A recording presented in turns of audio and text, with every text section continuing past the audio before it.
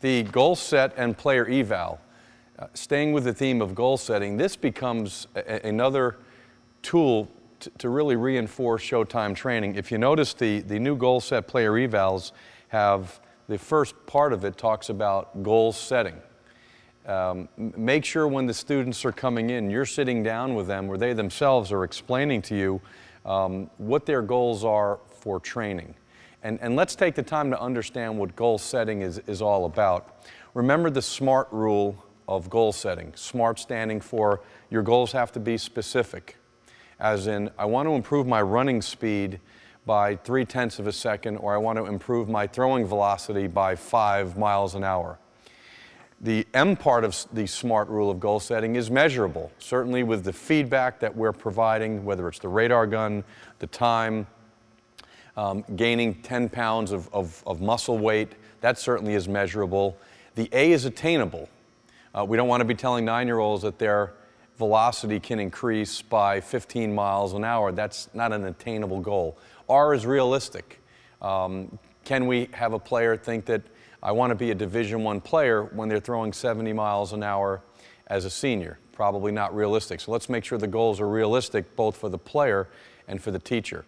And the T in SMART is a timeline.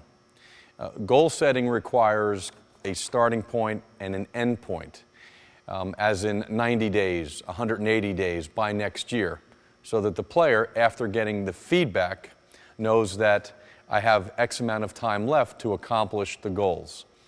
When do you start goal setting? You can start goal setting with 7, 8, 9-year-olds. Think about it in a rookie class.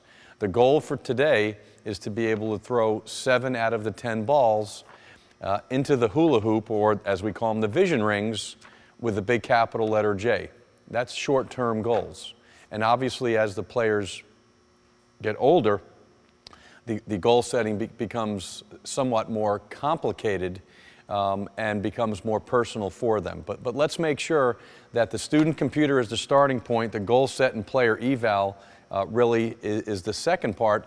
And again, even while you're on the turf working with players, what do we want to work on today? What are we looking to accomplish? Let them establish their goal set for the day, because if they can learn to establish their goal set for the day, then your goal set for 30 days, your goal set for 90 days, your goal set for next year becomes much easier. And again, remember the SMART rule. Let's make sure that we don't have conclusion-oriented goal sets. Well, I want to be a great player. That's not really anything specific. Make sure that as you're helping the students establish their goals, as simple and as informal as it is, even if it's in the middle of a multiplayer event, make sure they're very specific, make sure they're measurable, they're attainable, they're realistic, and there's a timeline for them.